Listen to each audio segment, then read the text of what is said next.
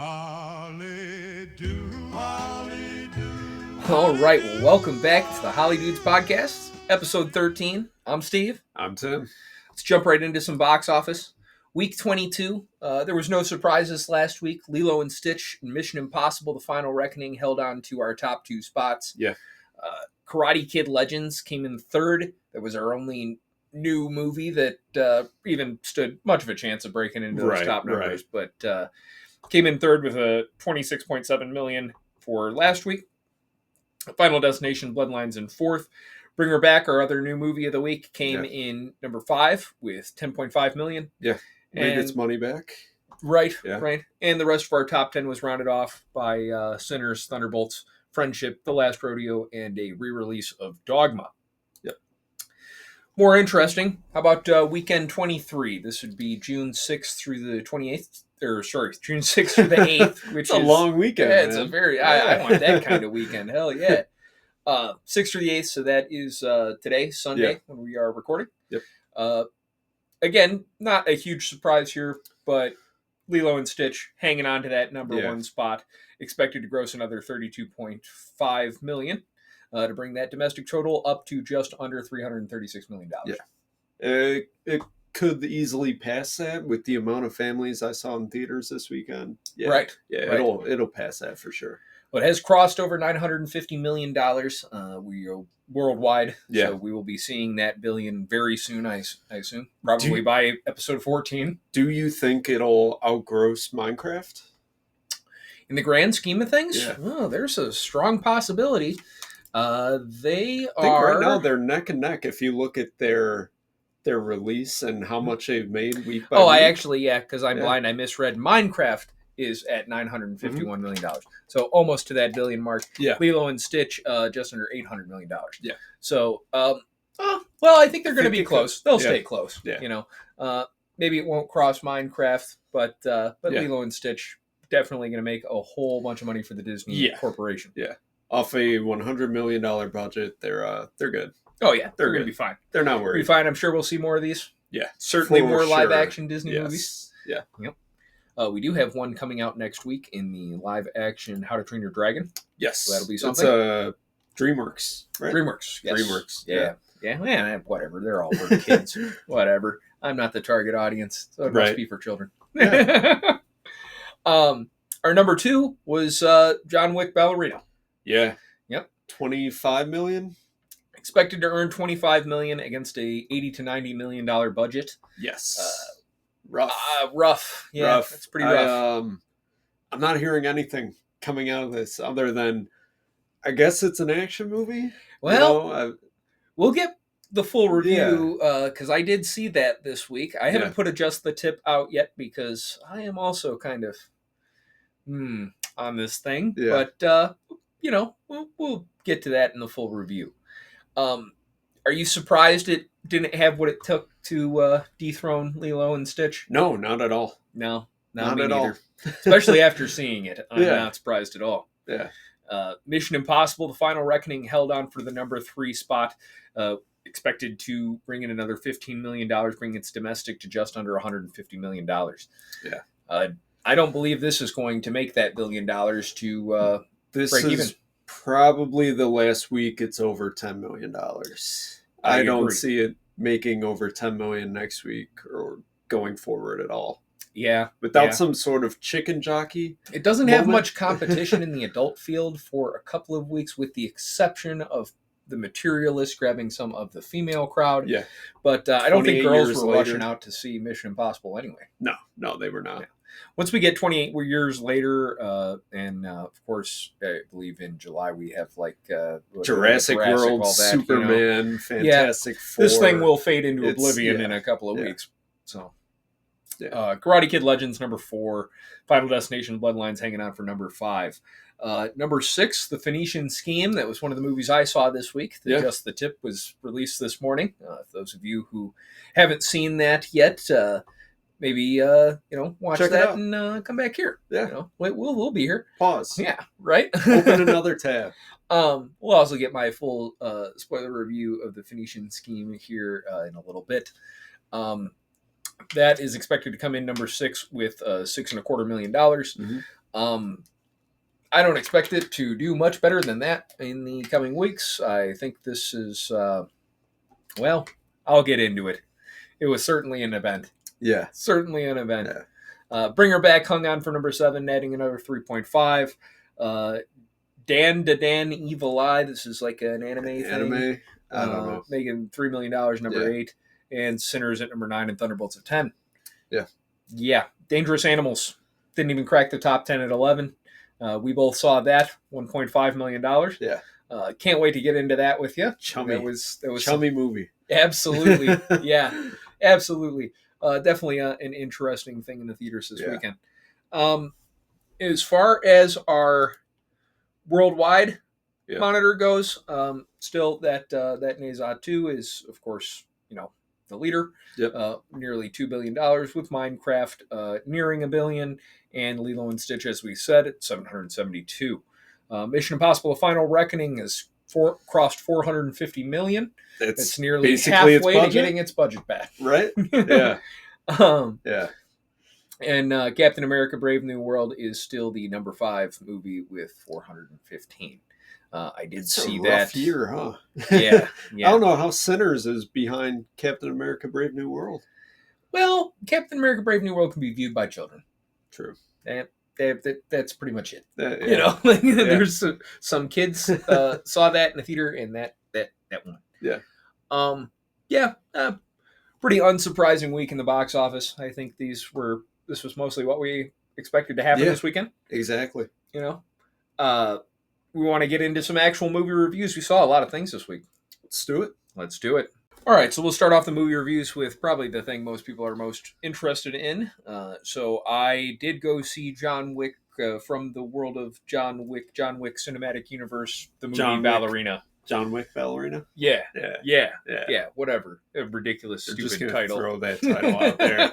Expect no one to make fun of it. Come on. Literally. What are you thinking? Like, it's like, I don't know, man. That title reads like one of those stupid little kids' books, Right. Where they're like, hey, you like this book. You like this character. There was like that Guardians of Ga'Hoole, Tales of the Owls of Ga'Hoole. No, Legend of the Guardians, Owls of Ga'Hoole. That's Zack Snyder's best movie, dude. What are you talking about? Come on. I don't know. It's obnoxiously long. Beautiful But you could say the movie. same thing about like, the Lord of the Rings, the Fellowship of the Ring, like whatever. It's, it's just too long. Yeah. It's Evangelion 3.0 plus 1.0. You cannot redo. Like, it's, but yeah, so Ballerina. Ballerina is it's a prequel, I guess, kind of, sort of, to like 4. Because supposedly in the timeline, it's supposed to take him between 3 and 4. Okay. When he's like recovering with Lawrence Fishburne. Yeah. The garbage But guy. it doesn't make any sense because he's fine. Like he's just, he's fine. Like if you watch the movies back to back, they kind of line up with all that, and it just doesn't. He's fine in this, like, and doing Didn't he spend contract killer stuff, Didn't he spend 24 hours living in a sewer with the guy, and then he's fine? I guess. I get. Are you expecting logic in the John Wick universe? To a point. Come on. I don't know. But he's in it for 3 minutes, so that's not really all that important. Right. Which I'll get to it in some of the spoiler stuff, but it was definitely reshoots. 100%. Definitely reshoots. 100%. So one of the biggest things that if you're gonna watch this, right, you should keep in mind, this doesn't spoil anything story-wise. There was definitely 2 people touching this movie. You can obviously tell. So a lot of this was directed by director Len Wiseman, but the previous films were helmed by Chad Stahelski. Yeah. Stuntman, filmmaker, coordinator. Right? And he had a crack at this for reshoots, and you can tell. Yeah. It's very obviously 2 different people's vision of this movie and the universe coming together into one corporatized product with a long title. It stars Ana de Armas. She's okay. So her character is apparently in, I believe, in 3, I think. He meets her in the Ruska Roma, ballet thing, but she's recast. Yeah. And that's neither fucking here nor there, because she goes into this movie and she's like gonna go on this quest for vengeance because her daddy got murdered, and she joins the Ruska Roma, which is like the contract killer organization. It's also a ballet that John Wick learned how to kill people at. And so she trains with them, and she's going to go on a quest for vengeance. And there's all the people from the John Wick stuff are in this. John Wick's in this.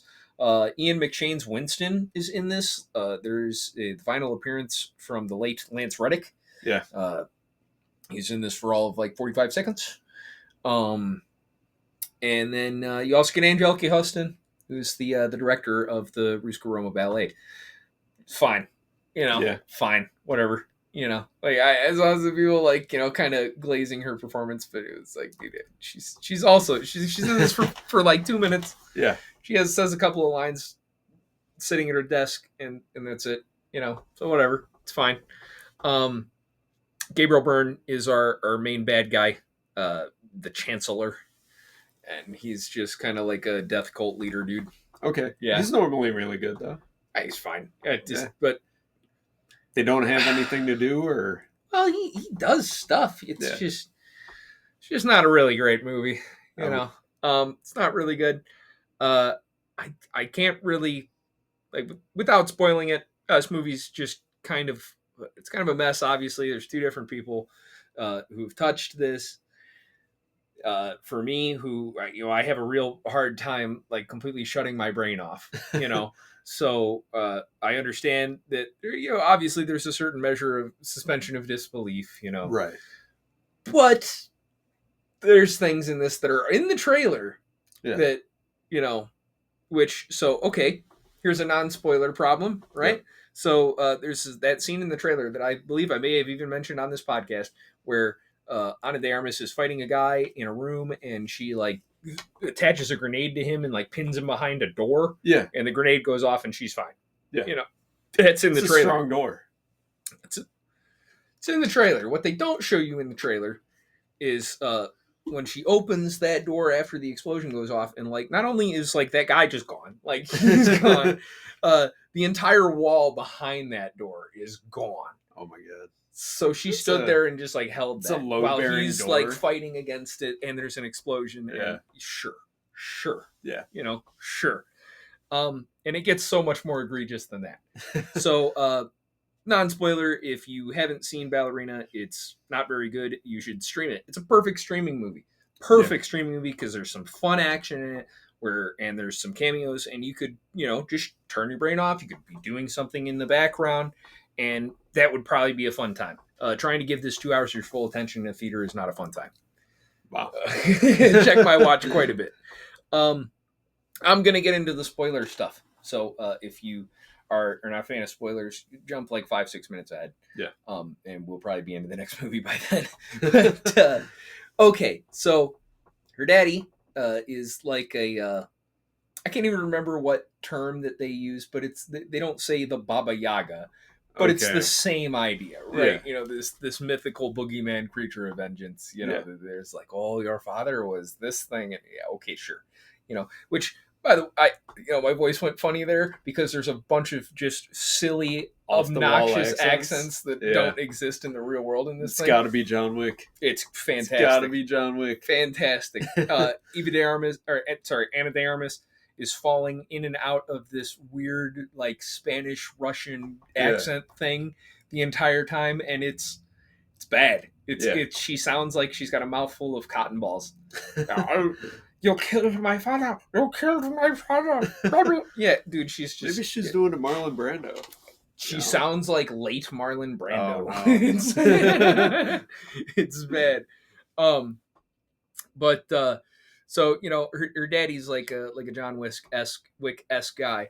And, obviously it's not going to make it out of the intro of this thing because you're not in the trailer, and we wouldn't have a movie if you survive. Right. So, right. So she's like a little girl, and, these people just show up at their house and decide like, oh, I got to kill you because you can't leave or whatever. They don't really say what it is. So, they kind of manage to escape, but he dies of his wounds, and then she's like, I think at an orphanage or something, and Winston shows up and is, hey, I could take you to his family and, you know, they could take care of you. Sure. You know, it doesn't mention that, like, you know, hey, you're going to be a psychotic murderer. But, oh man, yeah, I got to crack a Diet Coke for this bad boy, man. It's so from there, you know, she's going to go to the ballet school, and they're going to train her to be an assassin. Yeah. And she tries to do like ballet and keeps falling and falling and falling, but thank God she's really good at shooting guns. You know, and then there's a montage of her like repeatedly falling or getting her ass kicked in fights until her trainer, with a very odd accent, tells her to fight like a girl. And she proceeds to destroy the testicles of every man standing in her way. Okay. Is it done as a joke, or are they... No, like, she's dead ass serious, like, fight like a girl. But I will say, minus the bad line, that's a good point, as it brings up something that I always have a problem with in a lot of modern action movies, right? Because we are in the girl hero, girl boss era, right? You know, which, if done right, that's fine. I'm cool with that. Hell yeah, you know. And this one, I feel like, you know, questionable physics at some points aside, does it really well. They go into this girl fight like a girl thing with, you are always going to be smaller and weaker, but, you know, use the items around you to your advantage, change the rules of engagement. They want to stand there and box, pull out your gun and shoot him in the face. You know, don't, you know, you don't have to play by whatever rule the bigger, stronger opponent is laying out for you. So, you know, we proceed through the movie with that, you know, and she's going to do that. Right. Well, one day she kills a guy who has a mark that, you know, is the same mark that she saw on the people who killed her dad. Yep. So sets her off on this quest. And of course the Ruska Roma are like, no, don't do that, because they've got there's some kind of order to these things, right? Sure. You know, this death cult that just like literally like turns out to just be these people in a mountain that like the entire town, they just kill people. Like they train their kids to like shoot guns in school, and like it's just a whole thing, right? So she goes there, she's got to like fight this entire town. You know? Right. And then eventually like the Ruska Roma like call John Wick in to either kill her or like just solve the problem, right? Yeah. You know, and he's like, well, I'm guessing he doesn't do that. No, they have a little tumble. They have a little tussle in the snow, you know, and which literally looks like two cats rolling around in a black bag, because during this scene they're both wearing nearly identical like all black suits. Yeah, and they're in the dark in the snow, and they both have long black hair, and they're both pale. So this is just two cats rolling around in the snow in black suits, you know. Spray them with the hose. You can't. Well, yeah, Spray and they're with the hose. They're like doing jujitsu, so they're not like hitting each other. So you can't tell what the fuck's going on. Yeah, they're just rolling around in the ground. They don't even know whose leg they're grabbing onto. I couldn't tell whose leg was who. If I didn't know any better and just walked in, I might have thought I was in a friskier scene. But, you know, and then they have a little conversation. He decides, well, you know what? I'm going to give you some time to clean this up. But if you don't clean this up by midnight, I'm going to have to whack you, you know. And so, you know, she goes off and she's going to whack everybody, you know. Yeah. And in all this fighting and stuff, right, we get to the grenade scene. Because this takes place in this. She's trying to get away from all these dudes, you know. Well, she's like, everybody's trying to kill her. And she ends up, like, finding, like, a case of grenades. And she's like, okay, you know, gonna use these grenades, you know. I don't even remember if this was in the town or if this was in another part. There's a million fight sequences in this goddamn movie, you know. But at one point, you know, she's in a house and everybody's trying to kill her, and so she finds like a case of grenades in a grenade belt, and so she starts using the grenades as her primary weapon, you know. It's an interesting choice. I mean, well, and at first it's like, yeah, hell yeah, because she's using the distance, she's using like cover. You know, and the first few grenades go off, like your bell gets rung a little bit, you know, but they're like, you know, in the distance, it makes some sense, right? But it devolves into the shit with the door, you know, or the worst thing is at one point, she's got the grenade, she's fighting the last guy, you know, and she like stuffs a grenade in this guy's mouth, grabs his like tie, and then like pulls him over a desk and flips the desk so that the desk is in between their faces, and his face explodes, and like she just stands up and walks away. It's a desk made of like reinforced concrete.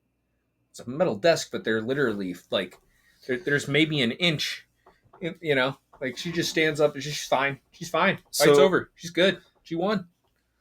The thing with John Wick is you basically can't take it seriously at all. You got to look at it like a Fast and Furious, where it's a cartoon. To a it point, is a but cartoon. like when you're watching the first John Wick, like does his endurance and durability like not really make sense? No, sure, not at all. You know, but the way he's killing people makes sense. You know, like somewhat that, like you know. Again, he doesn't make sense because he's like the boogeyman, right? But the methods of execution tend to make sense, right? You know, this thing takes that the methods of execution no longer apply. Well, I mean, they stopped doing that in John Wick 2.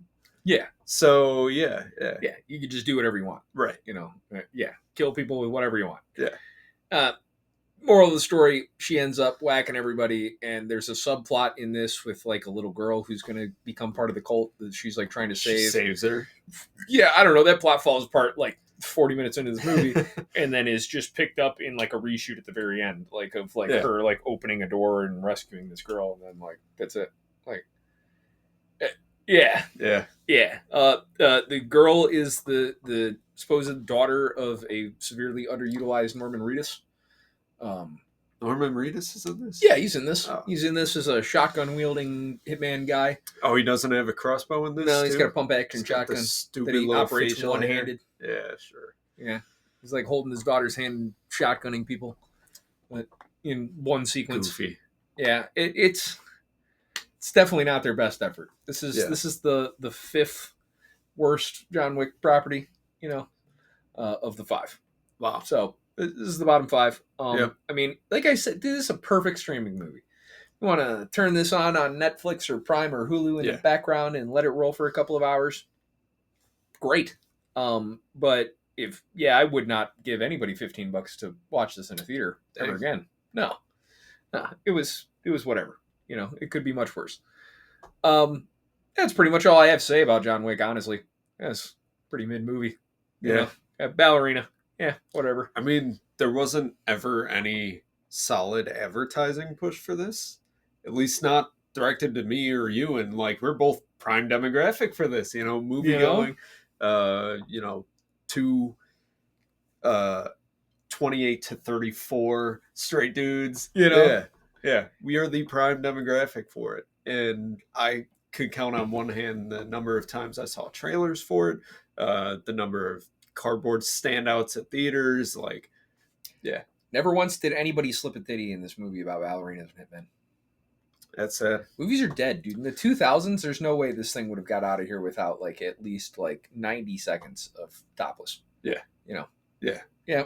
No, if this was a XXX, I think the culture's dead, man. Is it? I think the culture's dead. You know, it's no fun We're anymore. still seeing a lot of full frontal dudes, though. Exactly. Like nobody wants to see shriveled hairy aardvarks on the goddamn theater. All right. Nobody wants to see that. All right. But that's why I say the culture's dead, man. You know, that's why. It's because of Weinstein. He's gone. Dude, you know, he's gone. When you take the predators out of the environment, there's too many deer. And all the deer just want to see dick.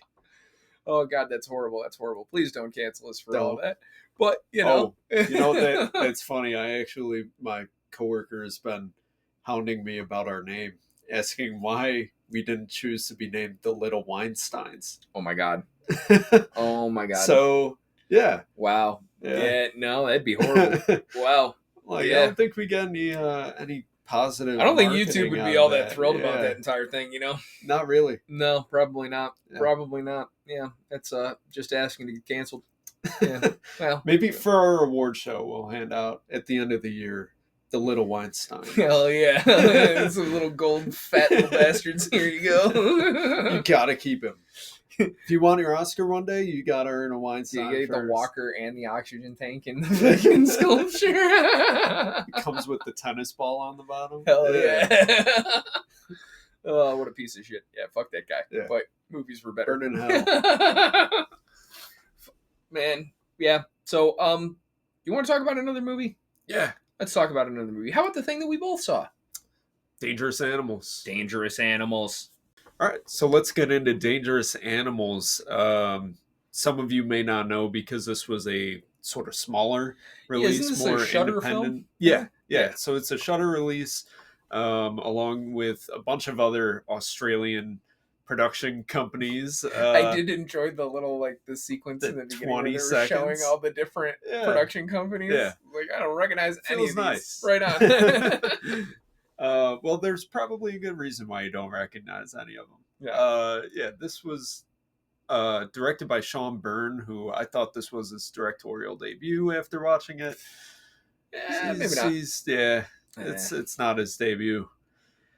Rough outing. But yeah, starring Jai Courtney, of course, who is a serial killer using people coming to his attraction as shark bait. Yeah, he's like he runs like a cage diving tourist boat swim thing. with sharks experience. Yeah.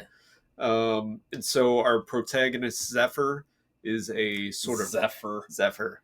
Yeah, she's a American surfer. That's on Born Before or After 9/11. With a name like Zephyr. No, well, she's like 20 something. I don't know, 25 maybe. Played by Hassie Harrison. She runs into Josh Houston's character at a gas station, gives him some help with jumper cables, and immediately gets her bones jumped. So that's that's the chemistry right there. Such a romantic meeting. This off-putting surfer girl with a voice like she smokes 85 Marlboros a day. She probably does. Yeah. Living out of her van. Yeah. Wannabe Mormon real estate guy, that's the woman that you just gotta, I mean, they're both very attractive people, so that's pretty much all the chemistry. Once he took his shirt off, I was like, I get it. Okay. This guy's a real estate agent. Okay, sure. Yeah. So Hassie gets abducted by our lead villain right there, who's so much more charismatic than anyone else in this movie. Is the entire heart and soul of this movie. He is this movie, dude. Jai Courtney was made for roles like this. Yes. He killed it. When they were trying to make him a leading man. Yeah. It didn't work. He's way better as a charming psychopath. Especially, you look at Terminator Salvation, where he's like the stoic, no personality, nothing like that, and then put him in a Boomerang role, or put him in as Tucker. In Dangerous Animals, and he shines. Absolutely. He's got it. Everyone else here, unfortunately, doesn't got it. No. The movie just takes place as Zephyr is trying to escape the grasp of Jai Courtney's Tucker, with the help of, what's his name? Moses. Yeah, Moses. Is Moses the real estate agent? Yeah. Well, do you remember what Tucker's homie, the weird guy, what his name? I don't remember his name. The neighbor. Yeah. Dave. Might be Dave. He looked like a Dave. Dave might be the dog. Dave might be the dog. Yeah, he's got a creepy Igor looking neighbor who I guess holds it down. He just sort of watches the duck. He's like, hey, he'll be back. Just send him an email. Reach out on his website. Yeah. Got a yapping dog. Just an annoying little dog. The yapping dog has a pretty good sense of character. It's very not fond of Tucker. Yeah. And Tucker's not fond of the dog. He always gives it the eye walking off the dock. So I was glad the dog did not end up getting eaten. Right. I was worried about that. Yeah. What made a more interesting movie, but but I would have been sad. Yeah, true. I was not sad at the end of this. Well, you got yapping little dog. Maybe that's what it is. Exactly. I'd be sad if Jasper got eaten by a shark. Jasper or a serial would killer. Eat the shark. He would probably eat the shark. He would eat the shark. Yeah. We were treated to some fabulous special effects in this. Yeah. Yikes. So non-spoiler, would you recommend this film? If it's on TV and you like sharks, or you just like Jai Courtney, or you want to check out Hassie Harrison, then sure. But checking out Hassie dude, Harrelson isn't a bad time though. no, I mean she looks minus the like Marlboro a mouth. surfer. Yeah. Yeah. Unfortunate. Do not pay to see this movie. Yeah, I don't think this is a paying money movie. I can't now. recommend people to buy a ticket to this. It was pretty rough. Yeah, that $15 ticket price was was pretty rough. Yeah. Yeah. If you want to get into spoilers now, I I probably wouldn't recommend going to the theater either for this. I would recommend check it out on streaming. Like if you have Shudder. Yeah, dude. Like check this out when whenever it's available on streaming. I don't know. I don't have Shudder because I don't watch horror movies all that often. Yeah. But if you do, if you check it out on streaming, it's fine. Should be on like a month. You'll have a good giggle at the end. So it is. It's entertaining. Yeah, to a degree. It was fine. There's a lot of fine this week. Hopefully, we do have some stuff to talk about that's better than fine, or maybe worse. But hope so. Yeah, there's a lot of fine. Stay tuned. Let's do a spoiler review of this thing. So once again, go ahead and skip like 10 minutes if you So, well, I actually wanted to start in the first 5 minutes because they used the same sound effect 4 times in 5 minutes. And I turned and looked at you. I'm like, man, this is going to suck. It threw me back to sci-fi original movies. And I miss sci-fi original movies, dude. I loved the Sci-Fi Channel. Would you pay $15 to see a sci-fi original movie? I would pay $50 a month to have the Sci-Fi Channel as a subscription service. Oh my god. Oh, dude, I would. Dude, oh my god. You remember those silly commercials that they used to run in the Sci-Fi Channel? And there was like the one that had like that little like cat alien thing with the goofy ears, and like there was the dude with like all the piercings, and then they like tongue touch. The little bumper things that they would do between the yeah. Ah, dude, yeah, I love that. Yeah, that's great. We need that more in like streaming and stuff. Well, this movie essentially had the effects of that, right? It had the editing, the sound effects were jarring and just horrible, and then the visual effects. Most of the action in this movie takes place at night. Pretty much all the action in this movie takes place at night, and a lot of that is just cover up. They are trying to save on VFX in the cheapest way possible. Jai Courtney's out there giving it his all, and his demise at the end of the movie is a drawn out, very, very poorly comped shot of him being ripped in half by a shark, and it is so bad that there were 4 or 5 of us? No, there was only 3. It was just me, you, and J. Jonah Jameson. Yeah, true. Yeah. J.K. Simmons was watching the movie with us. And we all laughed at the last scene. If they make it like, a 1 second blink and you miss a shot, or, I don't know, spend another $100. Slow-mo of Jai Courtney reaching out towards the camera as the shark glazes across the screen. Jai Courtney is moving at a different speed as a shark. They're both moving at different speeds of the background. So it just looks awful. Oh man, it's awful. If you've ever seen maybe like a Charlie the Unicorn, it's very similar to the quality of motion effects that you get in a Charlie the Unicorn. Yeah. So that was fun. That was fun. I'm glad I paid $15 to see that level of quality. That was probably more entertaining than dealing with the whole Zephyr and Moses relationship and will they, won't they? Obviously they will. Sort of ordeal that's going on. Zephyr keeps getting locked and handcuffed to a bed in Tucker's boat. The basement area of Tucker's boat. I don't know, boat. Architecture. This is the boat of leaves. Yeah. This thing is far There's larger. An imaginary inside. hallway. That's Yes. The entire time I'm watching this is wait a minute. This thing is ridiculously larger on the inside than it is outside. That is a much more compelling horror. Imagine a story about a guy who buys a boat and he's like, where the rooms on here measure larger on the inside than on the outside of the boat. Yeah, the boat of leaves. Yeah. This is of course though, because by the powers of movie magic. Yeah. One thing I've thought about as far as budget saving things.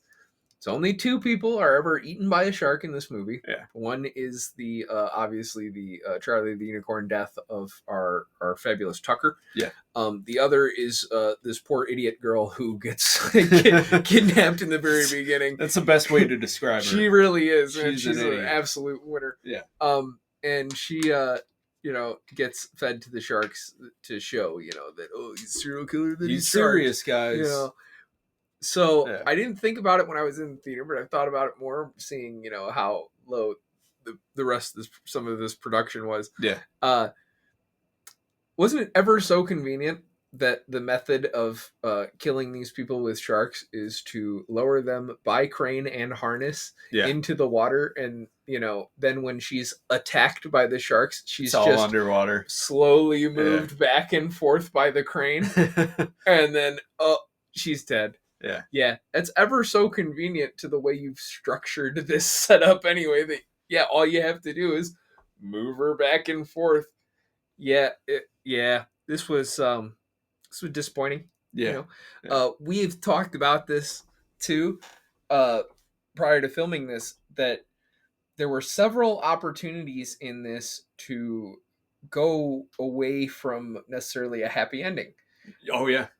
There was plenty of opportunity to, have Tucker win or to at least kill everybody. Right. There's a moment at the end of this where, so Tucker's already bit the dust, and then he's attached to a rope still, which is unknowingly tied to the protagonist's ankle. Yep. So Zephyr, Jai Courtney's being dragged out by this great white. That's not so great looking white. And you hear the cable get tense, and then it wraps around her foot, it hooks her, and she's off to sea. And I'm like, yes, they're killing her. Yes. And her boyfriend, Moses, the whole time, he gets stabbed like immediately after getting onto this boat. He's hit in the head with a bat, stabbed, and he's just like bleeding out, and she's just like, hey, wake up. And he stays conscious for the scene and then passes out when he needs to. Yeah. Everyone in this movie just sort of loses consciousness and regains it whenever it's convenient. Whenever it's convenient. Jai Courtney, he's got to have so many salt in sight. He's got to have so many concussions. He was hit in the head with a frying pan, stabbed a few times. Multiple times. Which there's never any treatment, or no one bleeds out. Nothing. Yeah, he just he must just heal. He's Wolverine. Yeah, he's fine. Yeah. Moments after being stabbed in the neck. Yeah. Bash in the face with the frying pan, and she just sort of tosses a frying pan after that. I'm like, the guy's getting back up. He's getting back up. You've done everything you can to kill this guy, and he is not budging. Never. No. Never. But somehow the sharks are more terrifying. What does Rorschach say? Yeah. Not even in the face of Armageddon. I cannot compromise in this. That's Jai Courtney. He is a man on a mission. He is a man on a mission to get eaten by a shark. Yeah. So were they supposed to have some kind of fucking way of water bond between her and this shark or something? I don't understand that. I had my eyes covered for a lot of the great white thing, because I'm terrified of great whites. I know, but I totally expected that this was the moment where this movie was just going to turn into funny games, and we were going to kill the protagonist, and he was going to sail off and be fine. Yeah, and no, they have some weird psychological bonding moment in the water, and the shark's not going to eat her. Yeah. So when Moses was being, lowered into the water to be killed, she's just like, stay still, they won't eat you. And he does, and then they don't eat him. And so Jai Courtney's like, foiled again. Let me just stab him a couple times and put him back in the water. And it didn't happen again because he just stayed still. What? Yeah. I don't know. Again, they could have easily just removed the harness. It's just a harness. Oh, yeah. Just pull the strap. I'm watching him above be water. raised up by this harness, and it's like I can literally, I can see right now. There's enough Right. room for That's you a to duck buckle. out of this harness. That is a buckle. Yeah. That you got right there. Yeah. Like, just press it. You're Yeah. good. You're Yeah. good. Bunch of idiots. Yeah. Bunch of idiots. They deserve to be eaten by sharks. All of them. Yep. Yeah. I did read somewhere that this movie, gave provided like $10 million to the economy of the area it was shot or whatever. So Money laundering. yeah, whatever, something like that. Yeah. It was fine. Yeah. It was fine. Whatever. But go watch it on streaming. I wouldn't watch it in the theater. Yeah. That's too much money. I don't know how much. You said $10 million worth of jobs. It was like $10.9 million. There were 5 actors. I can't find good numbers on a budget for this, but I did Yeah. see like some speculation that might be up to like 70 million, and I'm like, you're out of your mind. What? So, yeah, I don't know what's going on with this thing. It's very confusing. There's not real numbers out there available. Yeah. It might be a Lilo money and laundering Stitch was scheme. 100 million, right? It might be a money For the laundering budget? scheme. Yeah, 100%. At least we got an entertaining Jai Courtney role out of it. Absolutely. That's the one thing when he starts monologuing about sharks and their role in nature, and I'm like, this is what I paid for. Yeah. Or when This is he's why I'm here. dancing in the galley of the houseboat thing. Yeah. Yeah. Yeah. Yeah. When That was a good time. He goes, his VHS video camera gets thrown into the water, and so he goes on land to go and find a new one at a secondhand store, and just sort of aggressively does everything. Like, he opens doors aggressively, he drives super aggressively, he looks at old ladies aggressively. It's Jai Courtney at his best. Absolutely. Absolutely. Unfortunately, rest of the movie just could not live up to that potential. Well, that's a high bar to clear, honestly. It is. Yeah, he did a great job. Yeah. So, but right on you, Jai. Everybody else, go back to the drawing board. Yeah. Yep. Well, I saw a couple more things. You saw a couple more things. We move on to the next thing. Let's do it. Let's do it. All right. So I thought we would get into something that I saw last night. Pretty rough weekend for movies, right? So thankfully, there's something to watch at home. Last night I checked out Predator Killer of Killers. For those of you who aren't aware, this is an animated film, ties into the Predator franchise, especially this Like newer the Harvey Weinstein franchise, No, the the good alien Predators. with the, yeah, with the what is it, mandibles? mandibles. Yeah. I think that's probably. Yeah. Oh, I didn't pay too much attention to anatomy. entomology lessons Yeah. at the finishing scheme.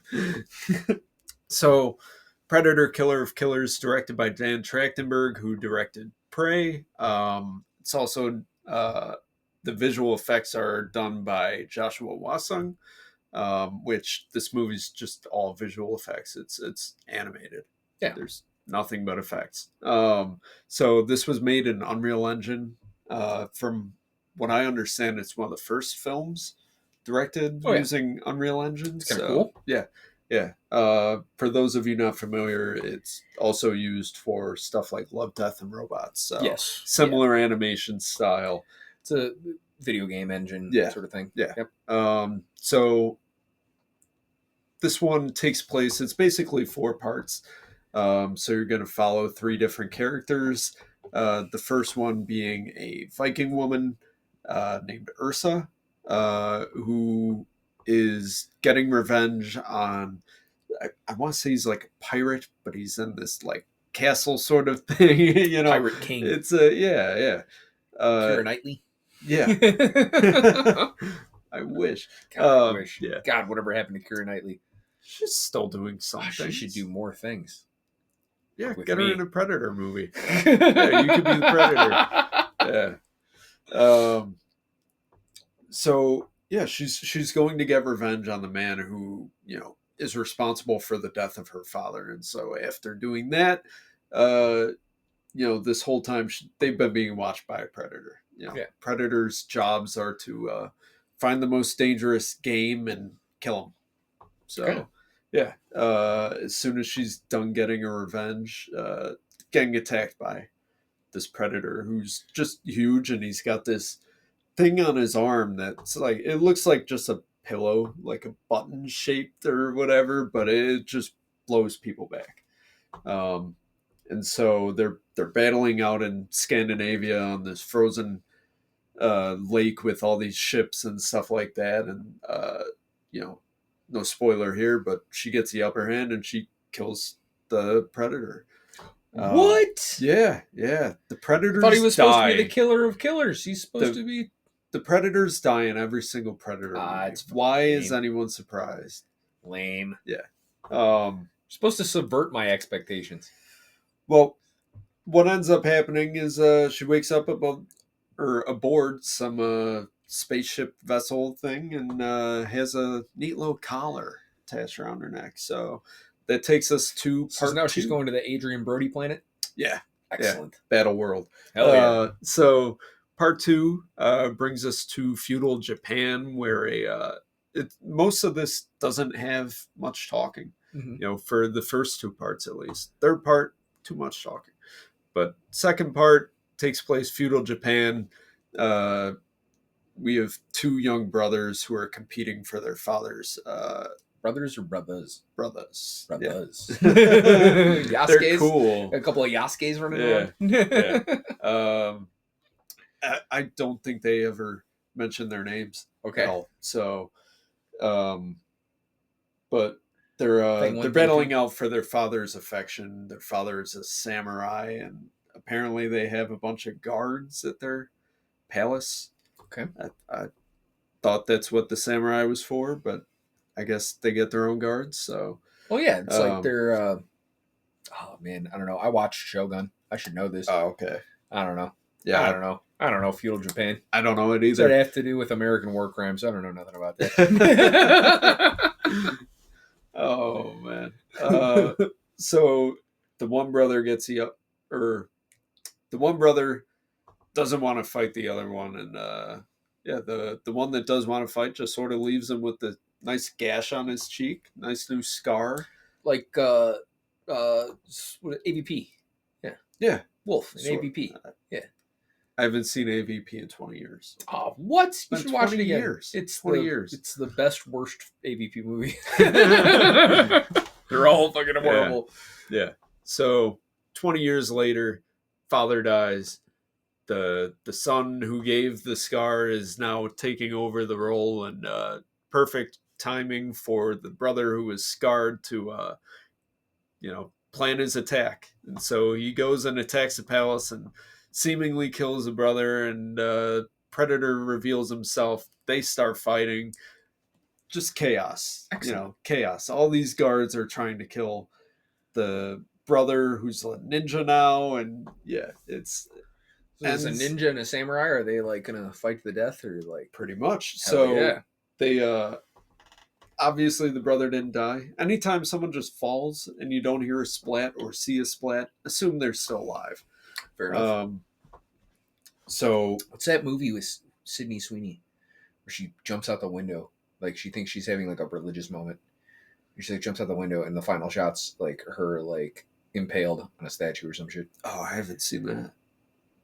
Yeah, she's like a nun or some shit. I don't think I've seen anything with Sydney Sweeney. Oh, you should watch more Sydney Sweeney. You get her soap. Sydney Sweeney is good for the weenie. All right. you're the guy who bought all the soap, aren't you? I am. You bought all the Sydney Sweeney bathwater soap. Hell yeah! You want to give it a sniff? No. Get on a list for that kind of stuff. Well, add it to the other lists. Back to the movie.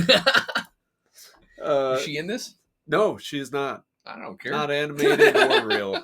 Yeah. So the 2 brothers end up teaming up and taking down the Predator, and they kill him. So of course, brother 1 ends up dying. The aggressive one who became the samurai ends up dying, and they have this saying that brothers are like leaves. They grow the same, but they fall off at different times. That, I guess makes sense. That's a bad moral for our audience. You should be a deceptive, shady little ninja bastard, or you could be the honorable samurai. Well, he wasn't honorable when he this is more materialist junk. Man. Yeah. So our samurai on the downturn gets captured, ends up on this Predator ship. So our third character that we get taken to is an annoying mechanic who's in Let me 1941. guess, he kills the Predator. Yeah. Bastard.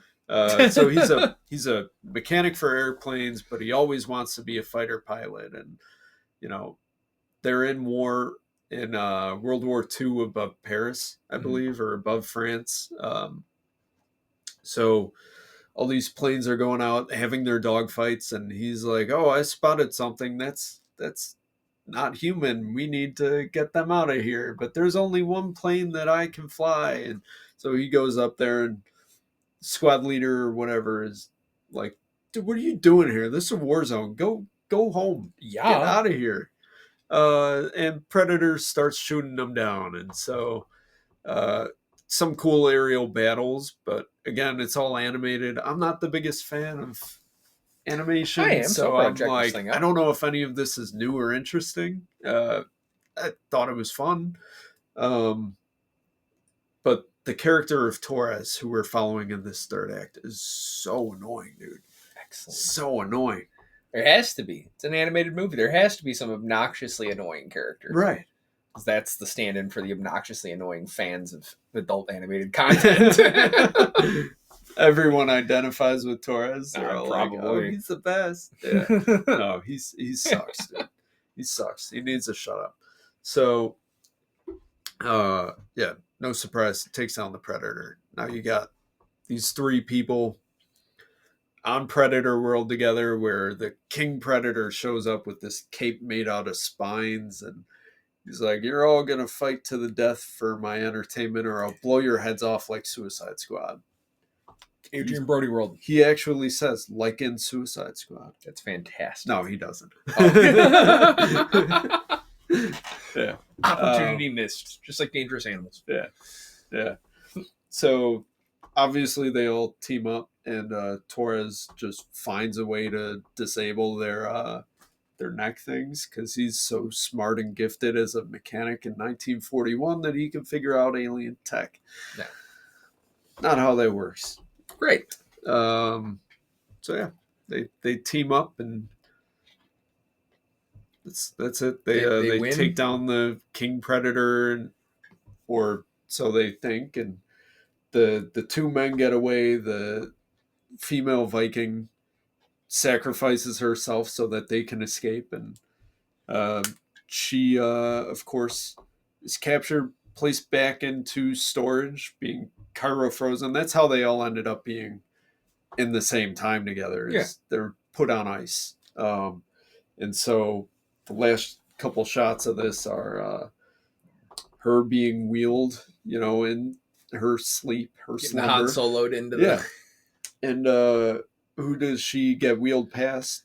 A couple different alien species, and Naru from the movie Prey, the native. So Excellent. I guess that's how they're tying these together, is just frozen. She's going to end up with those folks. Great. Yeah, so you could have Amber Midthunder come back as a character in any of these Predator movies. I'm assuming we may see her in Predator Badlands. I wouldn't be shocked. Yeah. Well, interesting. I'll check that out. Yeah. I like animation. I'm one of those kind of annoying fans, I guess, maybe. Again, this one's pretty gory for animation. Good. So, yeah. All the better.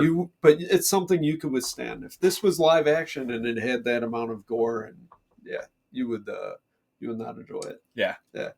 But Fair enough. Yeah. Fair enough. Some fun action. It's a quick watch. It's only 120 minutes. So That's my kind of film. Hell Yeah. yeah. Hell yeah. Cool. Well, or an hour and 20 minutes, not 120. Hour 20 minutes. hour 20. Yeah. Yeah. Perfect. Yeah. That's not bad. 84 No. minutes. Yeah. Hell yeah. Cool. Yeah. Well, I'll probably check that thing out after we shoot her today. Let's Hell yeah. I had another thing that I filmed a review for so far, the Phoenician Scheme. That just the tip released a little bit earlier today. Yeah. If you haven't seen that, hey, go check it out. It's pretty cool. It's funny. That's another thing that, I thought would be up my alley. Yeah. So, unfortunately it was not. I love me some Wes Anderson. I know you do not.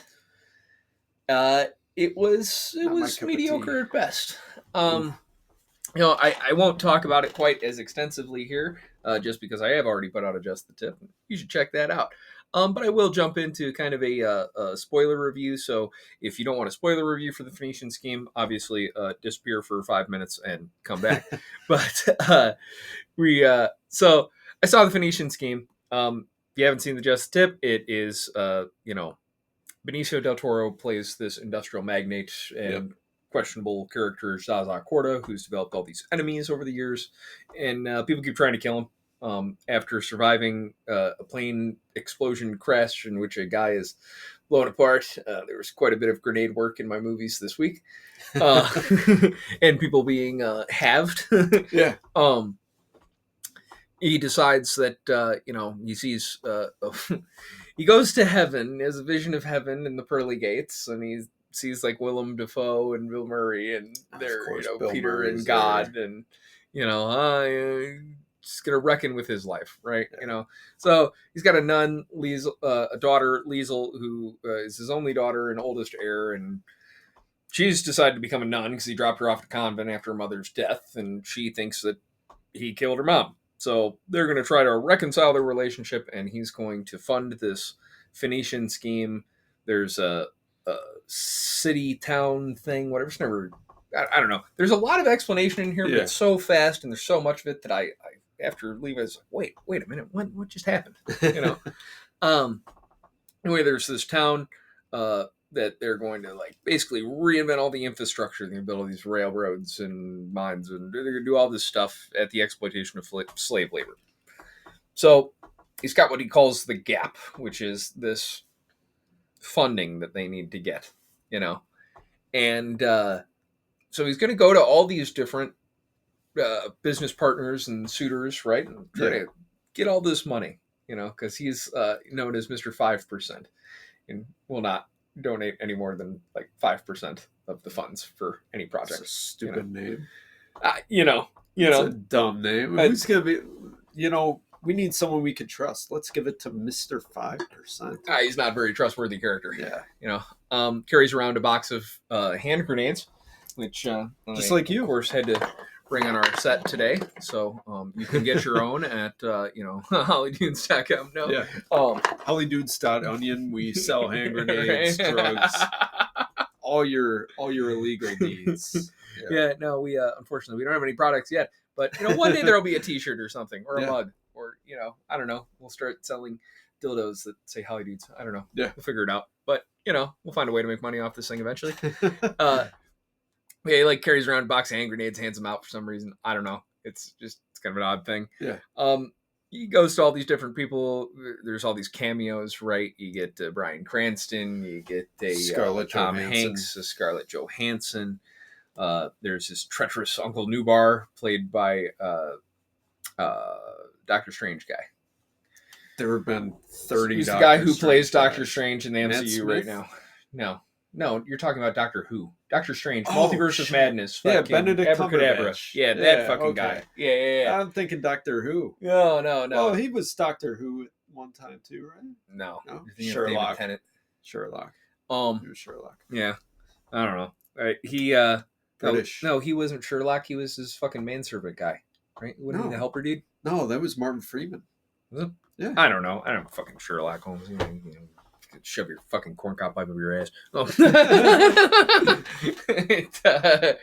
But yeah, and they're joined by Michael Cera, who's like an entomologist who studies like insects and shit. For some reason, he can give lessons on native insects, and then Zaza decides to hire him as an administrative assistant. So he's like coming along, and he's quirky and fun, and gets drunk off with 2 beers, and he's great fun. Yeah. But he develops a fondness for Liesel, the daughter. Yep. And so he's like pursuing her while helping them. None of this goes great, obviously. The gap, right. Eventually gets to about like 50%, and at which point he's like got to decide, what are you going to do here, right? Tries to get the money from Newbar, but then he's got to like sort out the whole thing with he's trying to convince Liesel that Newbar killed the mother, not him. And oh my God.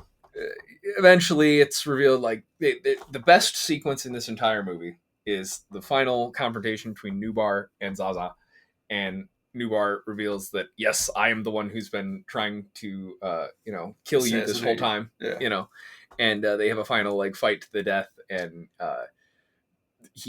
Zaza poisons Nubar with a poison capsule, and then Nubar tries to blow them up with a grenade and blows himself up, and it's fantastic. In the end, Zaza decides to just use all of his wealth to fund this project and pay all of the workers and have no slave labor, and everybody else is going to benefit while he's going to be destitute. And he and Liesel open up a bistro, and the movie ends. And Michael Cera and Liesel are going to get married. And by the way, Michael Cera was a spy. He was a spy entomologist. Yeah, he was a spy the whole time. He reveals that, kind of entering the third act, but he's like, but I love Liesel and I want to help you, and so I'm going to switch sides. Okay. And that's, sounds quirky. It was quirky. There was no, fantastic, beautiful moment at the end of this, like there is in Grand Budapest Hotel. Yeah. It was better than Rocket City, or Asteroid City, but it wasn't, it was mid. Yeah. It was mid, goddammit! Our review was better. If you are looking for a way to spend your time, watch my just under 4 minute Just the Tip. It's a better use than spending 2 hours on this thing. Yeah. It's 2 hours? Yeah, Phoenician Scheme is about 2 hours long. Yeah, it's a long one, man. Yeah. It was pretty rough. But, it's over. And we'll check out Wes Anderson's next project, and hopefully it'll be better. You can check it out. Goddamn right I will. I'm passing. Pass. Goddamn right I will. I know he is capable of amazing things. This was not one of them. Yeah. So, that about does it probably for movies that we're going to give a full review of this week, I think. Yeah. Right? Yeah. So, let's move into the preview section. Let's do it. Hell yeah. All right. So, stocks previews that we saw this week. Yeah. I finally saw that trailer for The Roses, and we saw it again together. Yeah. We didn't really talk about it at the theater. We didn't talk about it much afterwards, but I thought that the trailer that you and I saw together at Dangerous Animals is the same trailer that you've been seeing, right? Constantly. Not very good. That trailer does not look good. Hate it. The trailer that I saw with the Phoenician Scheme, totally different, and leaves you with a completely different impression of this movie. It doesn't make you want to hate everyone involved in this movie. No, the one I saw was way better. Okay. And got me really excited to see this. But I saw seeing the cut that you saw was like, oh, this is much less interesting. This doesn't look like anything. It makes me angry. Like, you were sitting next to me. You can see me just being like, fuck. Make this end. Which I could understand that, because it doesn't look like anything in the trailer that you saw. But the trailer that I saw, which if I can find it, I'll send it to you. Yeah. Is much more, it's like a little darker almost, but gives you a better perspective of what is actually going on, and it's really good. It's really good. So The Roses, we'll hopefully see find that better trailer for that. I can show you that. We saw a trailer for The Lost Bus. This is an Apple TV property. Yeah, Matthew McConaughey starring as a bus driver. Yep, it's based off of the true events of the Camp 18 fire. Yep. Basically, he's going to go rescue these children at Roseland Elementary who are there's 23 stranded. kids stranded. Yeah. Yep. Meanwhile, the California wildfires are going on. It looks pretty good just from the short teaser that we got. Dude, I trust McConaughey in any role. Yeah, any role, give him any role. I trust him in it. Got America Ferrera in this as well. Yeah, is she fresh a off teacher? Or... I believe that's probably where they're going with this. I couldn't quite tell off the teaser. But I would believe so. Either that or his dispatcher. Someone involved. Somebody involved. Yep. So that looks pretty good. That's going to be coming to Apple TV. Yeah. I've seen a couple of trailers now for Caught Stealing. This has Austin Butler. That's and, right. Zoe Kravitz. Yeah. This doesn't look like anything. It looks like Zoe Kravitz production. The trailer looks shockingly similar to the trailer for The Crow. Exactly like The Crow. So curious to see if maybe some similar people are working on this, because it looks the same. It also reminded me of Novocaine a bit. 2 point. Where it's this guy's gotta do what he can and he prove that he's a bad guy, and it's like it could be fun. Austin Butler's pretty good in most of the stuff that he's in. He's got that chameleon effect I might get caught sleeping during caught stealing. I don't know. It doesn't look like Not a it's gonna good work cut for of me. a trailer. No. Yeah. I tell you what did look like a good cut of a trailer is Eddington. Yeah. Yeah. I'm not 100% sure what's going on by the teaser, but COVID. Yeah. A sheriff and a mayor maybe getting into a spat over. Yep. This might be some kind of reflection of the sort of like cancel culture-y things that we saw during or COVID. just panic. Yeah. Interested to see what kind of direction they're going in this. If they're taking a side or if this is more just like, again, like sort of a reflection of the time. I don't know. Aster, I'm really hoping that he can find his way back after the last two movies, which were, in my opinion, disappointing. I did not really care for Midsummer. I wasn't a tremendous fan of Midsummer. When I say that Beau is Afraid did not win many fans. That didn't really do it for me. Yeah. No. Yeah. No. So hopefully this is a return to form, return to Hereditary style. We'll see. Yeah. I don't... Hopefully nobody's like cutting their own head off in this thing. It doesn't seem like that kind of movie. For social distancing, it might be a good...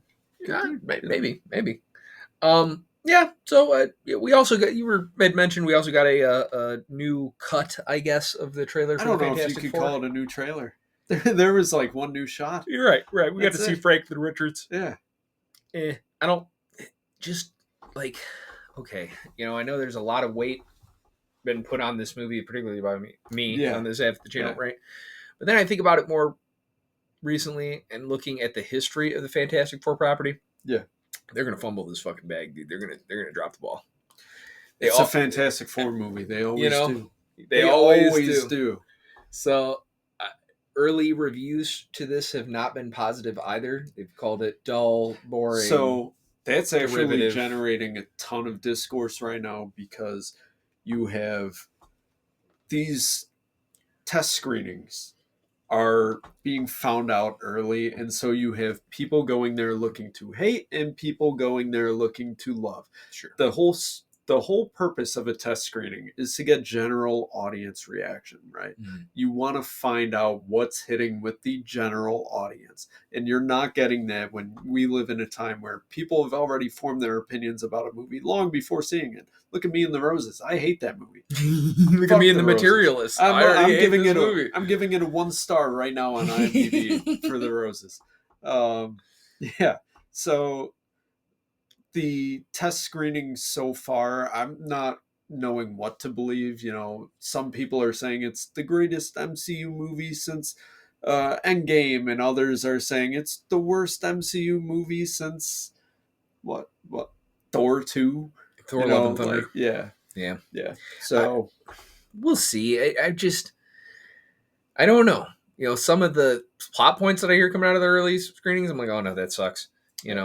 But I am kind of with you. I think it's too early to really formulate a hardcore opinion on this thing yet. I hope that it does something. I want the MCU to do good because I enjoyed the good movies. I don't think we're going back to that, man. Thunderbolts was entertaining. It was good. Yeah. How much have you thought about it since it came out? Well, touche. Yeah. Other than compare the bad fight sequences in that, the good fight sequences in Ballerina. Yeah. Touche. Yeah. Touche. Yeah. That's probably the only time I've brought it up in passing. Yeah. Ouch. Well, yeah, there is that. Yeah. And it didn't make any money. Marvel fatigue is real. Yeah. Whether they want to admit it or not, look at the $100 million loss for Thunderbolts. Right. And that's off of a positively reviewed and received movie. So, yeah. Next one coming out after this is Doomsday. So, we'll see. We'll see. I don't know. I like Doctor Doom, but I feel like they're going to fuck this up. Yeah. They'll find a way to fuck it up. Yeah. I think the first thing is having, you're going to have him as like an Iron Man, Tony Stark, like kind variant. Yeah. Yikes. Yeah. We'll see. You got movies not out yet. What is it? Fat Lady Sings? Something like that? Yeah. I don't know. Vanessa Kirby's pretty slight to me, so we'll see. We'll see. But I don't know. Trailers are something this week. Yeah. How about next week? So next week, we get a couple of brand new releases with How to Train Your Dragon the live action. I guess it's It's going to make a shit ton of money. It's not really new, but it's going to make a bunch of money.